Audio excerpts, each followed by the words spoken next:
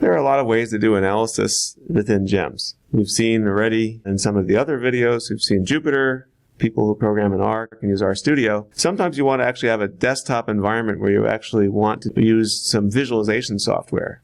And so we have actually something called a VNC, or remote desktop viewer, that you can run within GEMS. So let's take a look. Here, under Analyze, you can run this remote desktop, or VNC. What it does is it pulls up this desktop, which actually looks exactly what it sounds. It's a remote desktop, and you can actually check out different folders within your system. So for example, I can click on this and see my folders. I can look into specific subfolders within there. It even has 4 different desktop views that you can move different folders from one into the other, and therefore now this has moved this other virtual view. From here, we can run some software. For example, this program Helium is a pedigree viewer that is used in my field when I'm trying to look at different varieties of plants, and I want to actually look at the pedigree of who are the parents of the parents and so on. I can run this viewer. This is actual Java program, a visualization tool. So I can double click on this tool, and I can actually look through my files that I created maybe through Jupyter. As a matter of fact, this was a set of pedigree files that we ran through Jupyter.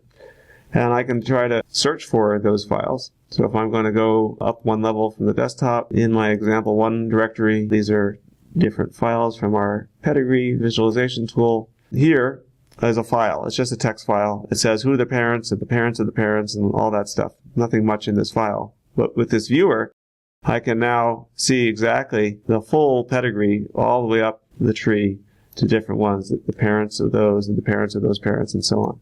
So here I can visualize this, and just take a moment to think about what I'm doing. I'm actually running this software over at the Supercomputing Institute within our cluster, and I'm actually visualizing it, having those images projected back to my desktop here.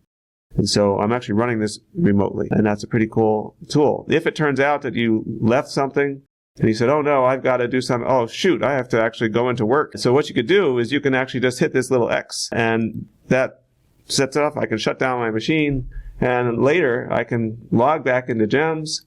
I can go back to the remote desktop, and it picks up exactly where I left off. So you haven't missed a beat. You can pretty much pick up any work that you were leaving, and that's the nice thing about this. The fact that it's running at a remote site, that it's still running there. If I truly want to log out, I'd have to go over here and type log out. Now that will actually close the session, and it'll be over.